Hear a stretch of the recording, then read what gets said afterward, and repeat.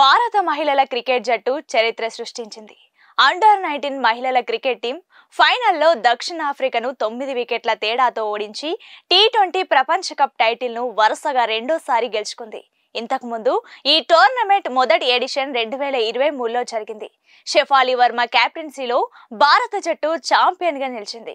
ఇప్పుడు వరుసగా రెండోసారి భారత్ ఈ ట్రోఫీని కైవసం చేసుకొని చరిత్ర సృష్టించింది.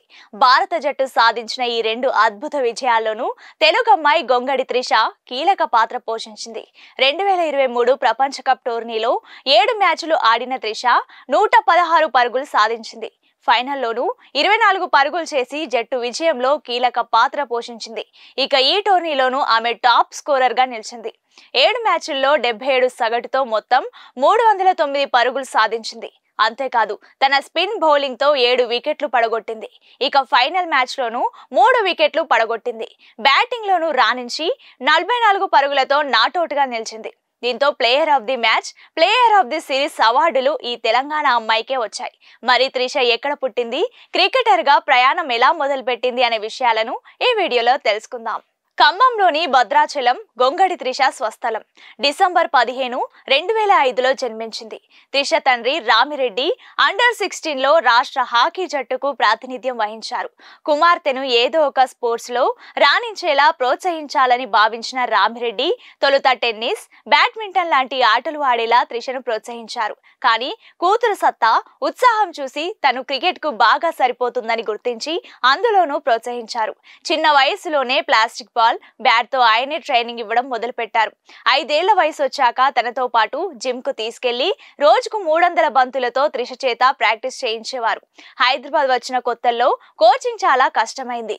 డైలీ ట్రాన్స్పోర్ట్ కూడా డబ్బులు బాగా ఖర్చు అయ్యేవి. ఈ సమయంలో ప్రాక్టీస్ చేసేటప్పుడు తినడానికి సరిగ్గా ఫుడ్ కూడా ఉండేది కాదు.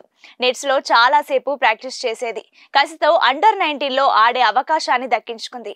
ఆ సమయంలోనే ఎలాగైనా సరే ఇండియా జెర్సీ వేసుకోవాలని ఫిక్స్ అయిందట.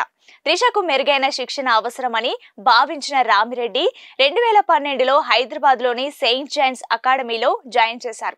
భద్రాచలం నుంచి హైదరాబాద్కు షిఫ్ట్ అయిన 2 ఏళ్లలోపే త్రిష హైదరాబాద్ అండర్-16 జట్టుకు ఆడింది.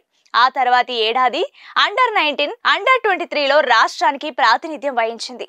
అటుపై అండర్-19 ఛాలెంజర్ ట్రోఫీలో ఆడే అవకాశం త్రిషకు లభించింది. 2023లో త్రిషకు ఏకంగా ICC under-19 women's T20 world కప్లో ఆడే అవకాశం వచ్చింది. ఆ సిరీస్లో ఫైనల్లో 24 రన్స్ చేసి జట్టు విజయానికి తోడ్పడింది. ఇప్పుడు మలేషియా రాజధాని కౌలాలంపూర్ వేదికగా జరిగిన అండర్-19 ఉమెన్స్ టీ20 ప్రపంచ కప్లో కూడా త్రిష అదరగొట్టింది. స్కాట్లాండ్తో జరిగిన మ్యాచ్లో త్రిష 59 బాల్స్లో 110 పరుగులతో నాటౌట్గా నిలిచింది. త్రిష ఆటను చూసి ఆమె తండ్రి ఎంతగానో సంతోషిస్తున్నారు. తన కూతురు మంచి క్రికెటర్గా ఎదిగితే చాలనుకున్న ఆయన ఖర్చుల కోసం 4 ఎకరాల పొలాన్ని సైతం అమ్మేశారు.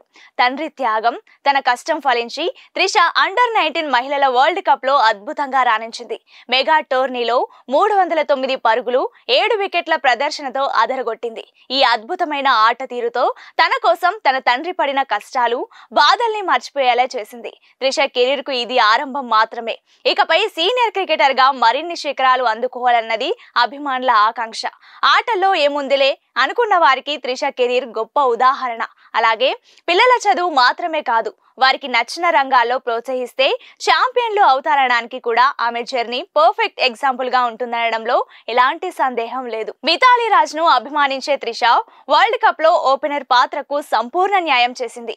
గత ఎడిషన్ లో కప్పు నెగ్గిన జట్టులో ఉన్నప్పటికీ త్రిషకు ఎక్కువగా అవకాశాలు రాలేదు. అయితే తాజా టోర్నీలో వచ్చిన ప్రతి అవకాశాన్ని సద్వినియోగం చేసుకొని జట్టు తనకు అప్పగించిన కర్తవ్యాన్ని సమర్థవంతంగా నిర్వహించేందుకు 100% కృషి చేశానని త్రిష చెప్పింది.